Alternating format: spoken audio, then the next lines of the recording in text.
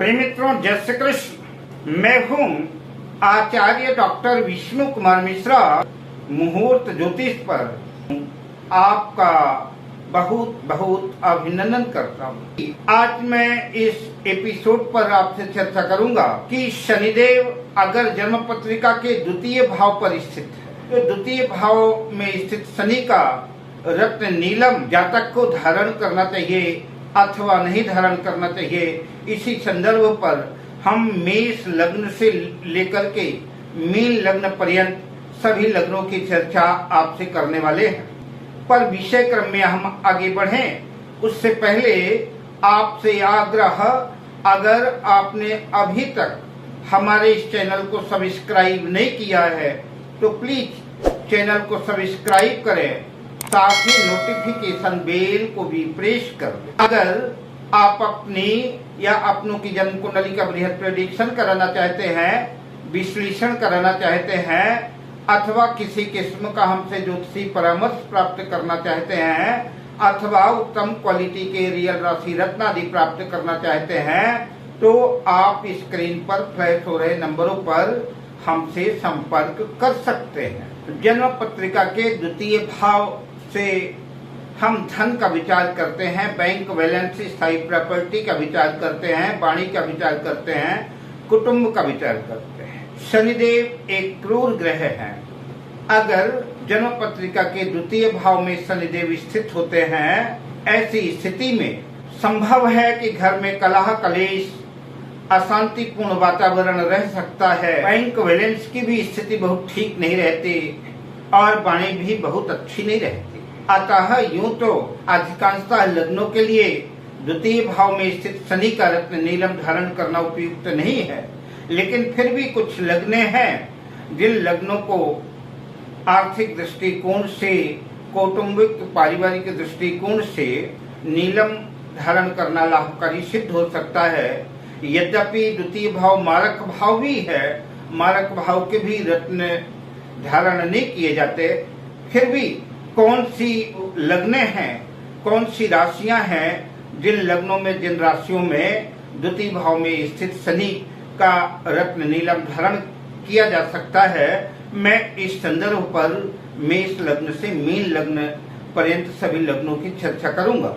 तो आइए सबसे पहले शुरुआत करते हैं मेष लग्न की। मेष लग्न की जन्म पत्रिका में शनिदेव जन्म पत्रिका के दशम भाव और एकादश भाव के स्वामी होकर के जन्म पत्रिका के द्वितीय भाव में स्थित होंगे। द्वितीय भाव में वृष राशि आएगी, मित्र ग्रह शुक्र की राशि है। अतः मेष लग्न वालों की जन्म पत्रिका में अगर शनिदेव दूसरे भाव में स्थित है तो शनि का रत्न नीलम धारण करने से मेष लग्न वाले जातकों के बैंक बैलेंस में वृद्धि होगी, स्थायी प्रॉपर्टी का लाभ हो सकता है, नीलम धारण करने से कामकाज में वृद्धि होगी, आमदनी होगी।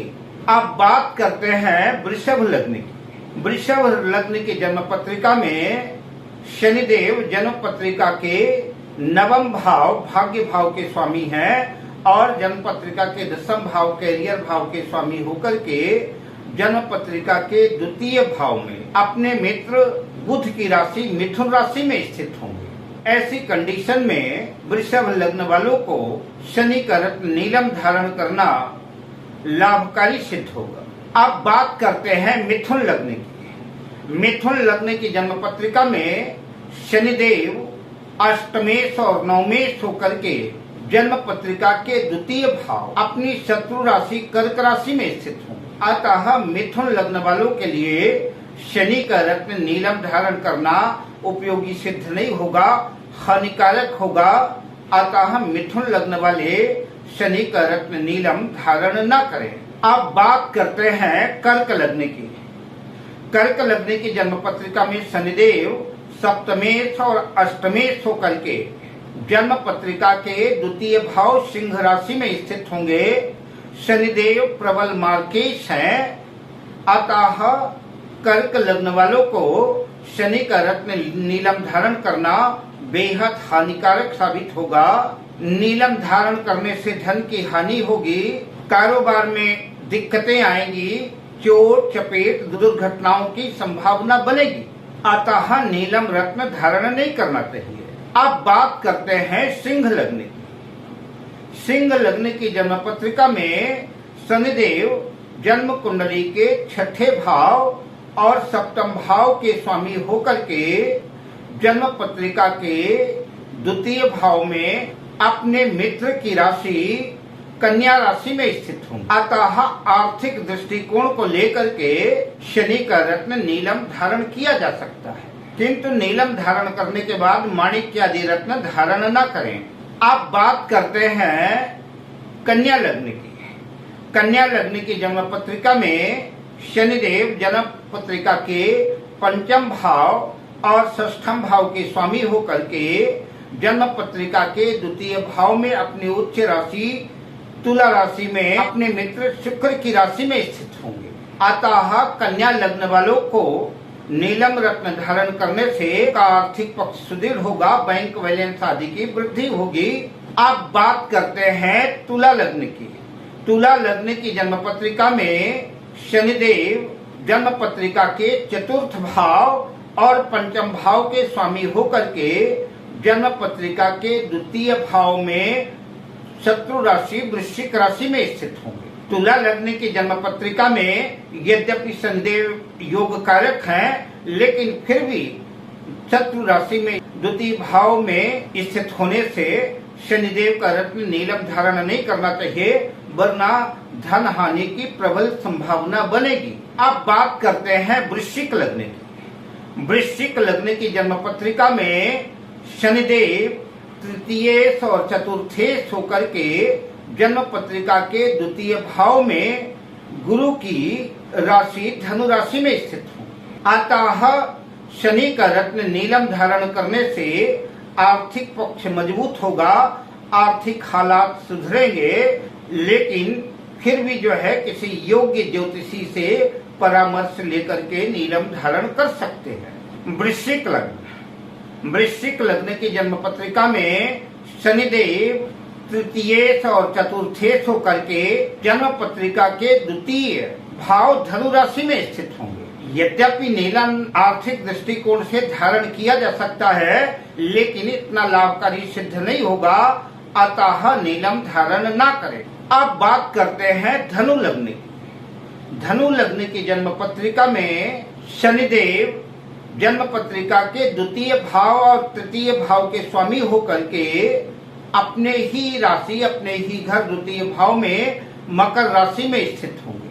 अतः धनु लग्न वालों को नीलम धारण करना उपयोगी होगा, इससे आर्थिक पक्ष मजबूत होगा, आर्थिक हालात सुधरेंगे, धन की वृद्धि होगी। अब बात करते हैं मकर लग्न की। मकर लग्न की जन्म पत्रिका में शनिदेव लग्न के और द्वितीय भाव के स्वामी होकर के लग्नेश होकर के जन्म पत्रिका के द्वितीय भाव कुंभ राशि में स्थित होंगे। अतः शनि का रत्न नीलम धारण करना अत्यंत लाभकारी होगा, जहां आपके कॉन्फिडेंस में वृद्धि करेगा, आपके कारोबार में तरक्की लाएगा, वहीं पर धन के कई स्रोत बनाएगा और आर्थिक पक्ष मजबूत होगा। शनि का रत्न नीलम धारण किया जा सकता है। अब बात करते हैं कुंभ लग्न की। कुंभ लग्न की पत्रिका में शनिदेव द्वादशेश और लग्नेश होकर के जन्म पत्रिका के द्वितीय भाव मीन राशि में स्थित होंगे। अतः नीलम धारण करना बहुत ज्यादा उपयोगी नहीं होगा, अतः कुल मिलाकर के नीलम धारण ना करें। अब बात करते हैं मीन लग्न की।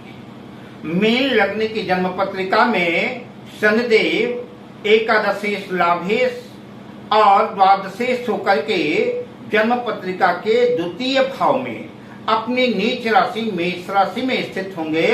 अतः शनि का रत्न नीलम धारण करना बेहद हानिकारक साबित होगा, नीलम धारण ना करें।